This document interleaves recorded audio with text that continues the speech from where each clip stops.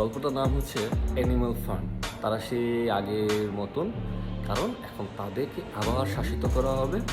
যখন কেউ ক্ষমতায় থাকে না তখন সে সবার থাকে, যখন সে ক্ষমতা চলে আসে তখন সে সেই ক্ষমতার লোভে সেই ক্ষমতাকে টিকিয়ে রাখার জন্য সবাইকে শাসন করা শুরু করে এবং তারা ঠিক আগের যারা রুলার ছিল তাদের মতন করে এই শাসন ব্যবস্থাকে চালু রাখে। আমি আজকে আপনাদের সামনে একটি গল্প বলবো।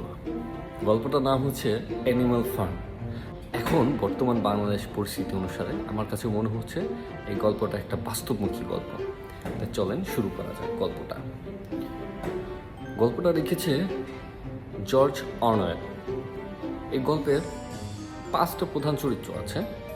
5টা প্রধান চরিত্র উপরে নির্ভর করে গল্পটা এগিয়েছে। একটা ফার্ম আছে, যে ফার্মে প্রায় সকল ধরনের পশু পাখি রয়েছে, একদম ছোট পশু পাখি থেকে শুরু করে বড় হাতি সে অবধি রয়েছে। তো এই ফার্মের মালিক হচ্ছে মিস্টার জোন্স। সে একজন মাতাল। সে পশু পাখিদের ঠিক মতন খাবার দেয় না, পশু পাখিদের দিয়ে নানান রকম কাজকর্ম সম্পাদন করায়। তো ওইখানকার যত পশু পাখি আছে তার ভিতরে একটি শুকুর আছিল। তো ওই শুকুরটার নাম ছিল ওল্ড মেজর। সে দীর্ঘদিন যাবৎ ওই ফার্মে আছে। ওই ওল্ড মেজর একটা স্বপ্ন পশু পাখি আছে, তারা নিজেরাই নিজেদের খাবার উৎপাদন করতে পারে। মানুষের পশু পাখিকে প্রয়োজন আছে, কিন্তু পশু পাখির মানুষের কোনো প্রয়োজন নাই।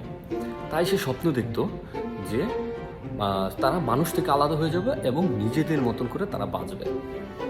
তো সেই পরিপ্রেক্ষিতে একদিন সে সবাইকে ডেকে সে তার স্বপ্নের কথা সবাইকে বলে যে আমার এই স্বপ্ন, আমরা নিজেরা আলাদাভাবে থাকবো, আমরা কোনো মানুষের অধীনে থাকবো না। কারণ মানুষরা আমাদের দিয়ে কাজকর্ম সম্পাদন করা এবং সেটার ফল ভোগ করে মানুষেরা। আমরা ঠিক মতন খাবার পাই না, আমরা ঠিক মতন কোনো কিছু করতে পারি না। তো এটা হচ্ছে তার বিষয়। ওই দিন রাত্রেবেলা যে মিস্টার জোন্স ফার্মের মালিক সে এসে মাতলামি করতে করতে পশু পাখিদের ঘরের উপরে নানান রকম দরজায় টাক দেওয়া শুরু করে, নানান কিছু করা শুরু করে এবং পরবর্তীতে সে রাত্রের খাবার না দিয়ে সে ঘুমাতে চলে যায়। পরদিন সে সকালবেলা খাবার না দিয়ে সে ঘুমিয়ে রয়েছে। পশু পাখি উঠে তো কাজ শুরু করে দিয়েছে। এখন তারা তো খাবার পাচ্ছে না, তারা সবাই দুর্বল হয়ে গেছে। ঠিক সেই সময় তাদের ভিতরে একটা বিদ্রোহ জেগে ওঠে যে আমরা এত কষ্ট করি কিন্তু আমাদের কোনো খাবার ঠিক মতন দেওয়া হয় না, আমাদেরকে কিভাবে ট্রিট করছে। ঠিক সেই সময় তারা বিদ্রোহ করে বসে, মিস্টার জোন্সকে হামলা করে। মিস্টার জোন্সের একটি পালিত কুকুর ছিল যেটা আক্রমণ করতো সর্বদা। সেই মিস্টার জোন্সের সেই কুকুরকে তারা মেরে ফেলে এবং মিস্টার জোন্স পালিয়ে তার বন্ধু বান্ধবের কাছে যায় এবং বন্ধু বান্ধব এসে তাকে হেল্প করার ট্রাই করে, কিন্তু তারাও ব্যর্থ হয়।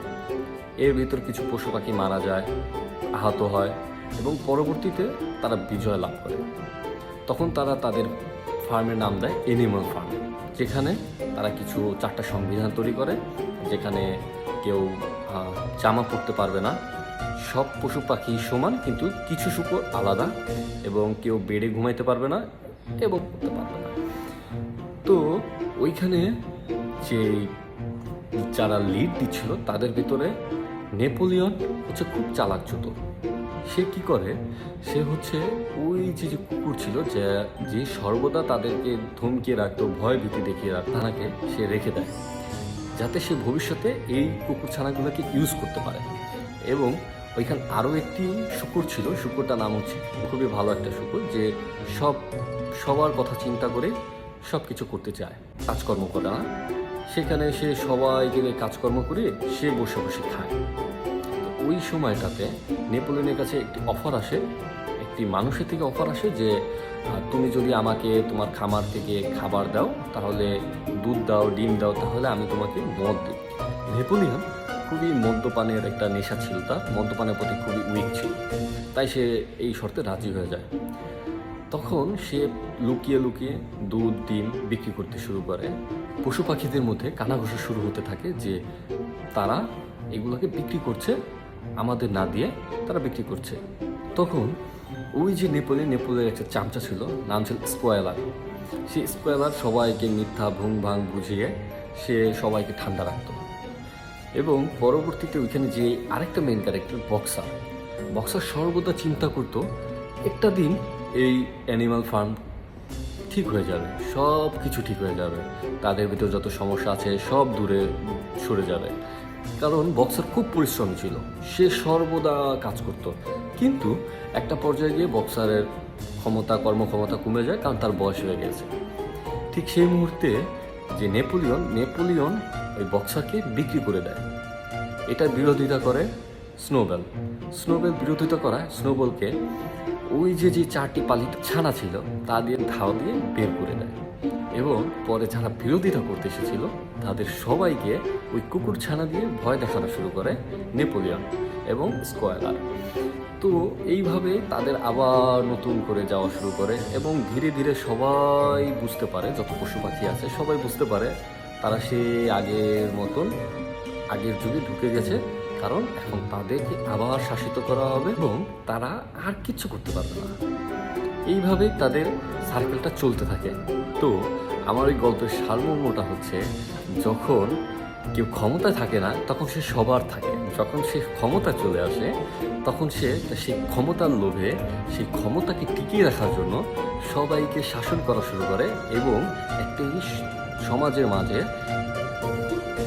বৈষম্যতা সৃষ্টি করা শুরু করে, এবং তারা ঠিক আগের যারা রুলার ছিল তাদের মতন করে এই শাসন ব্যবস্থাকে চালু রাখে, যাতে কেউ তাদের উপরে কথাবার্তা না বলতে পারে, এবং তারা যাতে ঠিক একইভাবে তাদের সমাজকে পালিত করতে পারে।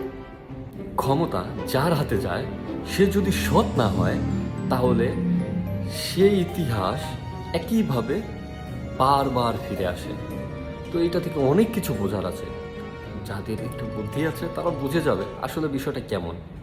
যত স্বৈরশাসক আছে, যত স্বৈরশাসক তৈরি হয় ঠিক একইভাবে তৈরি হয়, এবং এই স্বৈরশাসকের পতনগুলো ঠিক একইভাবে হয়। আপনি বিভিন্ন দেশে দেখতে পারেন সব স্বৈরশাসকের পতনের একই ধারা, একই রকম, তারা পালিয়ে যেতে বাধ্য হয়, না হলে মরে যায়। এটাই বলার ছিল। আসসালামু আলাইকুম।